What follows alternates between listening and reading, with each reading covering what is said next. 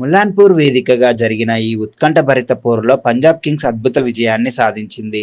Sunrisers Hyderabad నిర్దేశించిన భారీ లక్ష్యాన్ని ఛేదిస్తూ పంజాబ్ కింగ్స్ అభిమానులకు థ్రిల్లింగ్ విజయం అందించింది.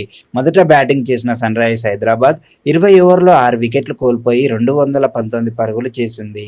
ఓపెనర్ అభిషేక్ శర్మ కేవలం 28 బంతుల్లోనే 74 పరుగులు చేసి పంజాబ్ బౌలర్లపై విరుచుకుపడ్డాడు. అతనికి తోడుగా ట్రావిస్ హెడ్ 38 పరుగులు మరియు హెన్రిచ్ క్లాసెన్ 39 పరుగులు చేసి జట్టుకు మంచి స్కోర్ అందించారు. పంజాబ్ బౌలర్లలో హర్షదీప్ సింగ్ మరియు శశాంక్ సింగ్ తలా 2 వికెట్లు తీసి హైదరాబాద్ను 219 పరుగులకే పరిమితం చేశారు. ఇక 220 పరుగుల భారీ లక్ష్యంతో బరిలోకి దిగిన పంజాబ్ కింగ్స్ ఏమాత్రం ఒత్తిడికి లోనవ్వకుండా దూకుడుగా ఇన్నింగ్స్ ప్రారంభించింది. ఓపెనర్ ప్రియామ్ షారియా కేవలం 20 బంతుల్లో 57 పరుగులు చేసి పవర్ ప్లేలోనే మ్యాచ్ను తారుమారు చేశాడు. అతనికి జతగా ప్రభ్-సిమ్రాన్ సింగ్ 51 పరుగులతో అర్ధశతకం పూర్తి చేసి పంజాబ్కు బలమైన ఆరంభాన్ని ఇచ్చాడు. ఈ ఇద్దరి దూకుడుతో పంజాబ్ బోర్డు వేగంగా పరుగులు తీసింది. మధ్యలో శివాంగ్ కుమార్ వరుసగా 3 వికెట్లు తీసి మ్యాచ్ను మళ్లీ హైదరాబాద్ వైపు తిప్పే ప్రయత్నం చేశాడు.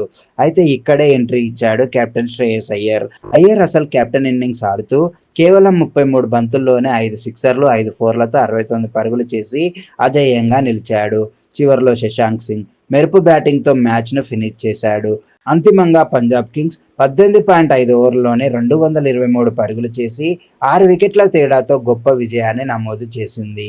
ఇది నిజంగా ఒక high voltage match. Batting, bowling, drama అన్నీ కలిసి పూర్తి ఎంటర్టైన్మెంట్. మీకు ఈ మ్యాచ్లో ఎవరి ఇన్నింగ్స్ నచ్చింది? కామెంట్స్లో తప్పకుండా చెప్పండి.